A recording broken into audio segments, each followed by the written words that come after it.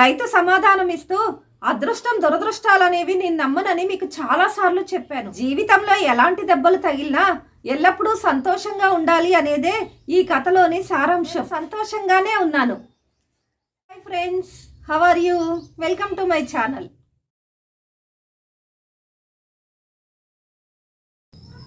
ఒక రోజున టిబెట్లో ఒక రైతు గుర్రం ఎక్కడికో పారిపోయింది. అతన్ని ఓదార్చడానికి ఆ రోజు సాయంత్రం ఇరుగు పొరుగు వారంతా వచ్చారు. అతను వారితో, మీరంతా ఆందోళన పడకండి, నేను చాలా సంతోషంగానే ఉన్నాను. నా జీవన భృతి సంపాదించుకోవటంలో ఆ గుర్రం నాకు చాలాసార్లు సాయపడింది అన్నాడు. మరునాడు ఆ గుర్రం తిరిగి రావటమే కాక దాని వెంట మరో 2 అడవి గుర్రాలు కూడా వచ్చాయి. వారెవా అదృష్టవంతుడి పోయ్ అన్నారు వారంతా. అదృష్టం దురదృష్టం అనే నమ్మకాలు నాకు లేవు, నేను సంతోషంగానే ఉన్నాను అన్నాడు ఆ రైతు. వీడికి దేవుడి పట్ల కృతజ్ఞత భావమే లేదు అనుకుంటూ అక్కడి నుంచి వెళ్ళిపోయారు ఆ ఇరుగు పొరుగు వారంతా. మరునాడు అతని కొడుకు ఆ మోటు గుర్రాల్లో ఒకదాన్ని లొంగ తీసుకోబోయాడు. అది అతన్ని విసిరి కొట్టడంతో అతని కాలు విరిగింది. ఆ గ్రామస్తులంతా వచ్చి, మీ వాడు కాలు విరగటం దురదృష్టమయ్యా అన్నారు. ఈ దురదృష్టం అదృష్టం అనే నమ్మకాలు నాకు లేవు, నేను సంతోషంగానే ఉన్నాను అన్నాడు ఆ రైతు.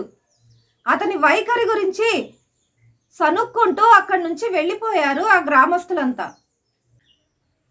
మరునాడు యువకులను సైన్యంలో చేర్చుకోవటానికి ఆ గిరిజన రాజ్యపు రాజు తన సైన్యాన్ని పంపించాడు. ఈ రైతు కొడుకు కాలు విరిగి ఉండటంతో అతనిని సైన్యంలో చేర్చుకోకుండా వదిలేశారు. ఆ గ్రామస్తులంతా వచ్చి ఆ రైతుతో, నువ్వు చాలా అదృష్టవంతుడు పోయ్, మీ వాడు సైన్యంలో చేరకుండా తప్పించుకున్నాడు అంటూ ఆ రైతుని అభినందించారు. రైతు సమాధానం ఇస్తూ, అదృష్టం దురదృష్టాలనే నమ్మకాలు నాకు లేవని మీకు చాలాసార్లు చెప్పాను, నేను సంతోషంగానే ఉన్నాను, ఎందుకంటే నా భవిష్యత్తు మీద నాకు చాలా నమ్మకం ఉంది. అదృష్టం గురించి ఆందోళన పడుతూ సమయాన్ని వ్యర్థం చేసుకోవడంలో అర్థమే లేదు, మీ పని మీరు చేస్తూ ఉండండి అంతే అన్నాడు.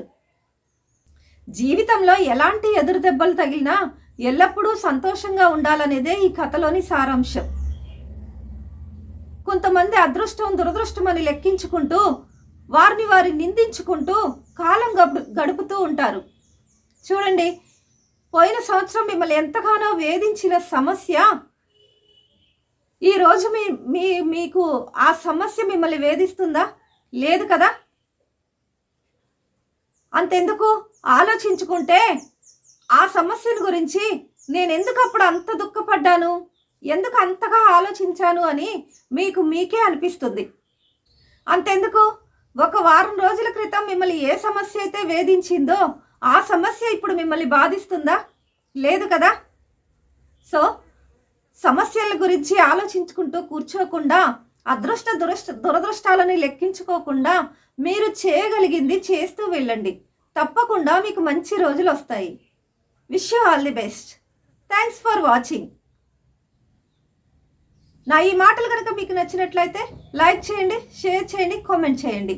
అండ్ నేను పెట్టే ప్రతి వీడియో మీరు చూడాలి అనుకుంటే సబ్స్క్రైబ్ చేసుకొని ఆ బెల్ ఐకాన్ నొక్కటం మర్చిపోకండి. Thanks for watching.